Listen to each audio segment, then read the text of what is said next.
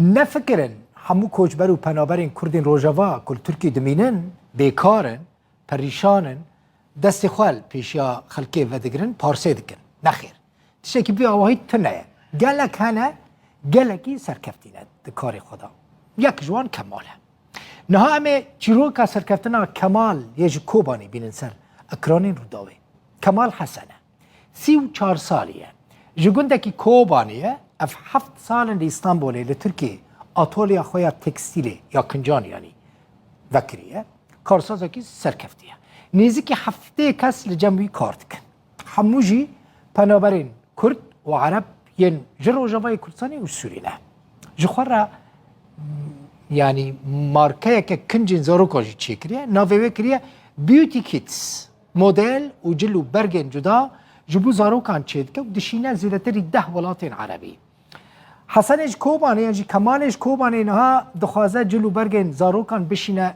başure Kurdistan ejî jibu penaber û xelkê me Rojavayê Kurdistanê kul vê derê dimînin derfetên kar peyda bike niha plana wî ew dibêje ez ê li başûrê Kurdistanê jî karekî bikim ji bo ku xelkê me li vê derê bêkar nemîne.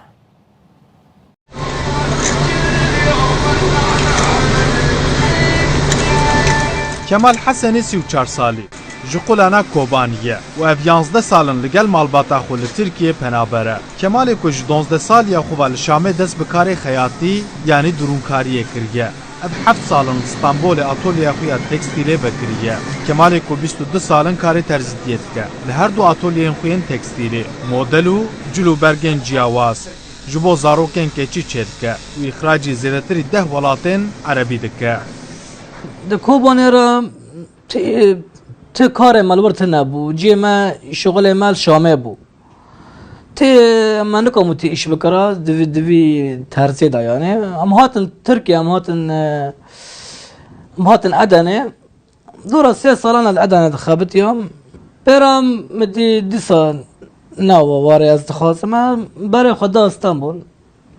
İstanbul ez hatim dora salî vek ez ba xelkê me kar kir. Tirkiya me jî pir tune bû. Karsazê penaber ê Kurd ev 2 salin jî bi markaya xwe ya binavê B2 Kids salawext derdora $500,000 cîro dike. Kemal pêşî bi modelîstê xwe ra dîzayna cilûbergan dike. Dûra jî ew cilûberg li 7 atolyeyên cuda ji çend merhelên wek reng, qumaş, birîn, qalib û durûtînê derbas dibe û kêm zêde di nava 15 rojan da cilûberg amade dibin. Cilê zarokan zorin hebekê û ên jinan zorin.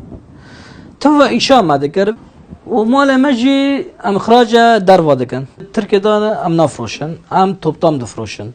Xwazim tiştekî tim xerîb çêkim yani tim tiştekî niçêkim, tiştekî kesekî çê nekiribe.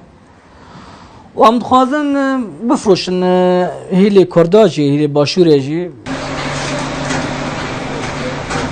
Yek ji taybetmendiyên vê kargeha tekstîlê ev e ku hem xwediyê wê û hem jî xebatkarên wê hemû penaberên Kurd û Arab ên Rojavayê Kurdistan û Sûrî ne.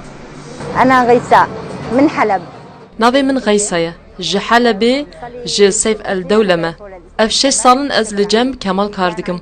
Ku berê jî tîmeke wî ya terziyê hebû. Piştre mezin kir û kir kargeh û ez li cem wî kar dikim. Ben Ahmet Hicazi. Ez Ahmet Hicazi, penaberê Sûrî me. Ev 10 salin ez li Tirkiye me. Karê teksliyê dikim. Pirî caran ez li cem Tirkan xebitîm. Lê îsal ez li cem hevalê me Kemal kar dikim. Ew ji Sûriyê ye û em zêdetir li hev dikin. Min bêstî tu nexweşî dêla. Bi giştî li 7 atolyeyan 7 xebatkar dixebitin û di nav da penaberên ji Kobanî, Efrîn, her wiha penaberên ji Şam, Heleb û Îdlibê jî hene. Navê min Hûzan e, ji Efrînê min ji racû me. Nîzîka 8 sal ez vira Stenbolê me dixebitim. Ez ba Tirka xebitîm. Heya me kek Kemal min nas kir. Ez bawî me. Bawî nîzîkî sal nîvka bawî dixebitim. Karsazê Kurd Kemal Hesen niha armanc dike ku markaya xwe zêdetir bixe nav bazara cilûbergên zarokan û ji bo penaberên xelkê Sûrî û Rojavayê Kurdistanê jî zêdetir derfeta kar û îş چه بکه. عمر سلمس، روداو، استانبول.